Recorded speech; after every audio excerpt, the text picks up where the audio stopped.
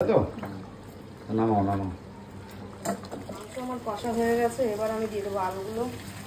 তো দেখতে পাচ্ছ মিষ্টি দিয়ে কিন্তু তেল গরম করে আলু দিয়ে দিয়েছে। দেখতে পাচ্ছ এখানে কিন্তু আলুটাকে লাল লাল করে মানে কালার। তো দেখতে পাচ্ছ এখানে কিন্তু তেলের ভিতরে জিরে দিয়ে দিয়েছে। আলু ভাজা করে পেঁয়াজ দিয়ে দিলে। দেখতে পাচ্ছ এখানে পেঁয়াজ দিয়ে মশলা, তাই তো?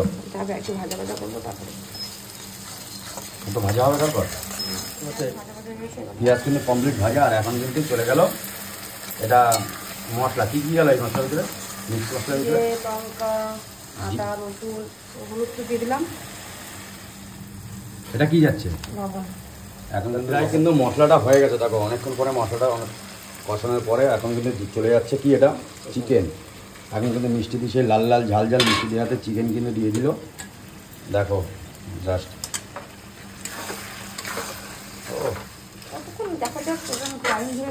আমরা কিন্তু এক জায়গায় ভিডিও করতে গেছিলাম 10 মিনিটের ভিতর থেকে 15 মিনিটের ভিতরে ধোয়া থেকে আরম্ভ করে রান্না কমপ্লিট হয়ে গেল। সেরকম হবে না তো? কিন্তু হয়ে গেছে, আমরা দেখেছি। সে কষা হয়ে গেছে, এবার আমি দিয়ে দেবো আলুগুলো।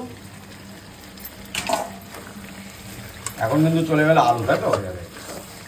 এবার দিয়ে দেবো জল। এবার চলে গেল জল, তাই তো? জলটা বেশি দেবো না, কারণ এটা তার গরম জল না আজকে? না, আজকে জল গরম না, ঠান্ডা।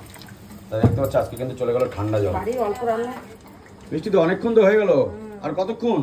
এই তো হয়ে গেছে। এবার গরম মশলা দিয়ে দেবো। এবার কি গরম মশলা দিয়ে দেবে? তা দেখতে পাচ্ছ মিষ্টিদের হাতে সেই লাল লাল ঝাল ঝাল চিকেন কষা কিন্তু কমপ্লিট। আর এখন চলে যাচ্ছে লাস্ট মশলা। এটা গরম মশলা, তাই তো? লাস্ট মশলা গরম মশলা। লাস্ট মশলা গরম মশলা। দেখো তো অবশেষে কিন্তু মিষ্টিদের হাতে লাল লাল ঝাল ঝাল চিকেন কষা কমপ্লিট। আর এখন কিন্তু গ্যাসের থেকে নামিয়ে নেবে, তাই তো? নামাও নামাও। ও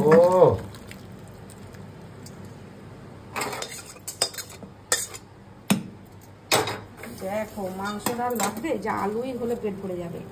আলু পিসটা তো গব্বা গব্বা পিস। পিসটা তো কাপা কাপা করতেই হবে। চলো কালারটা দেখেছো?